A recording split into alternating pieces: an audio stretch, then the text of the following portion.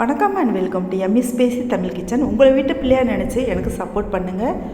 எந்திரிச்ச உடனேயே அவசியமாக என்ன பண்ணால் நம்ம வாழ்க்கை நல்ல நிலைமைக்கு மாறும், அதை எல்லாமே நம்ம இந்த பதிவில் பார்க்க போகிறோங்க. வாங்க வீடியோக்குள்ளே போகலாம். அதுக்கு முன்னாடி ஒரு சின்ன விஷயங்க, இந்த வீடியோக்கு நீங்கள் பண்ணக்கூடிய ஒவ்வொரு லைக் தான் எனக்கு பண்ணக்கூடிய ஒரே ஆதரவு சப்போர்ட். ஸோ இந்த வீடியோ பிடிச்சிருந்துச்சுன்னா லைக் பண்ணி சப்ஸ்கிரைப் பண்ணிக்கோங்க.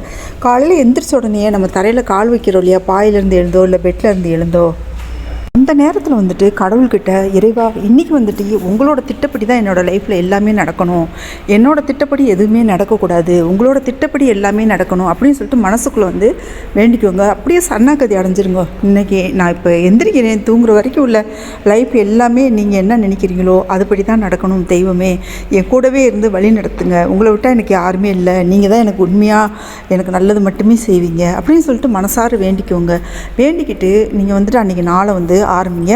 குளிச்சுட்டு நீங்கள் ஏதாச்சும் உங்களால் முடிஞ்ச அளவுக்கு தெய்வத்துக்கு ஏதாச்சும் ஒரு பழத்தையோ இல்லை கற்கண்டோ இல்லை ஏதாச்சும் நட்ஸ் ஏதாச்சும் நைவேத்தியம் பண்ணிவிட்டு விளக்கேற்றி வச்சுட்டு நீங்கள் அடுத்த நாளை ஆரம்பிங்க. அதுவும் பாருங்கள், வெள்ளி செவ்வாய்க்கு கட்டாயமாக நெய் விளக்கு ஏற்றுங்க. நெய் விளக்கு ஏற்றக்கூடிய வசதி இல்லை அப்படின்னு சொன்னால் நல்லெண்ணெய் தீபம் ஏற்றிட்டு 2 சொட்டு நாள் நெய் அதில் விட்டுட்டு நீங்கள் விளக்கேற்றி பாருங்கள். ஏதாச்சும் ஒரு நைவேத்தியம் வச்சுட்டு பத்தி சூடம் காட்டிட்டு சாம்பிராணி காட்டிட்டு, சாம்பிராணின்னு சொல்லும்போது ஒரு சிலர் கேட்பீங்க, அதாவது இந்த சாம்பிராணி போடுறது ரொம்ப கஷ்டமாக இருக்கே, கம்ப்யூட்டர் சாம்பிராணி போடலாமா அப்படின்னு சொல்லி.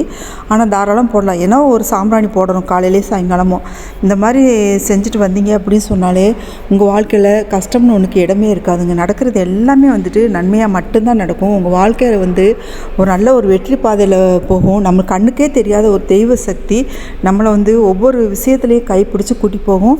உங்களுக்கே ஒரு நேரம் சரியில்லை, உங்களுக்கு வாழ்க்கையில் இன்றைக்கி ஏதோ ஒரு ஆபத்து வரப்போகுது, ஏதோ ஒரு ஆக்சிடெண்ட் ஆக போகுது அப்படின்னு தலையெழுத்து இருந்தால் கூட இந்த தெய்வ சக்தி உங்களுக்கு பெருசாக ஒன்றும் ஆகாமல் காப்பாற்றுங்க. அந்த மாதிரி ஒரு சிச்சுவேஷன் வந்துச்சுன்னா இல்லை அந்த இடத்துக்கும் உங்களை போக விடாமல் தடுக்கும். அது மாதிரி நீங்கள் பண்ணி பாருங்களேன். என்னோடய வாழ்க்கையிலே நிறைய விஷயங்கள் இது மாதிரி நடந்திருக்குங்க.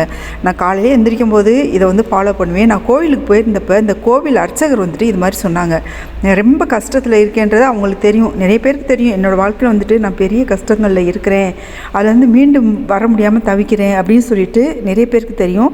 அப்போ அந்த சிச்சுவேஷனில் அவங்களே சொன்னாங்க, அந்த கோவிலில் இருக்க ஐயரே அர்ச்சகரே சொன்னாங்க, பொதுவாக சொன்னாங்க, எல்லாருக்குமே அங்கே கூடியிருந்த எல்லாருக்குமே சொன்னாங்க, அந்த பிரதோஷ பூஜை முடியும் இல்லையா, முடித்த பின்னாடி இது மாதிரி இறைவனை சரணாகதி அடைங்க, காலை எந்திரிச்சோடனே அன்றைக்கி நாளை கடவுளோட கையில் ஒப்படைங்க.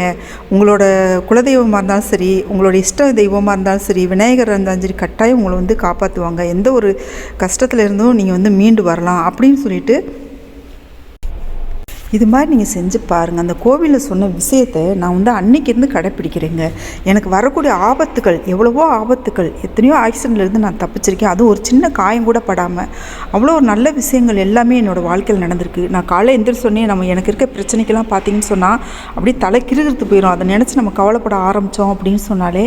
அதனால் பாருங்கள், இப்போ நான் காலை எந்திரிக்கும் போதே கடவுள்கிட்ட ஒப்படைச்சிருது. அந்த கோவிலில் சொன்ன விஷயங்கள் கரெக்டாக தான் இருக்கும்.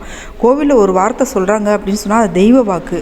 அதனால் பாருங்கள், தெய்வமே நம்மக்கிட்ட சொல்ல வருது, நம்ம பிள்ளைங்க ரொம்ப கவலைப்படுறாங்க, கஷ்டப்படுறாங்க, அதனால் இதில் மீண்டு வரணும் இவங்க அப்படின்றதுக்காக கடவுளே நம்மக்கிட்ட மற்றவர்கள் மூலமாக சொல்ல வைக்கிதுங்க. அதனால் பாருங்களேன், அன்றைக்கி இருந்து பாருங்களேன், அதை நினைக்கிறதே இல்லை, மனசில் நினைக்கிறதே இல்லை. நம்ம நினச்சோன்னா கவலை, கஷ்டம், வியாதி, பல விஷயங்கள் வரும். ஆனால் இது கடவுளே பார்த்துக்கும்போது நம்மளுக்கு வேறு என்னங்க வேணும். கடவுள் அவ்வளோ துணையாக இருப்பாங்க.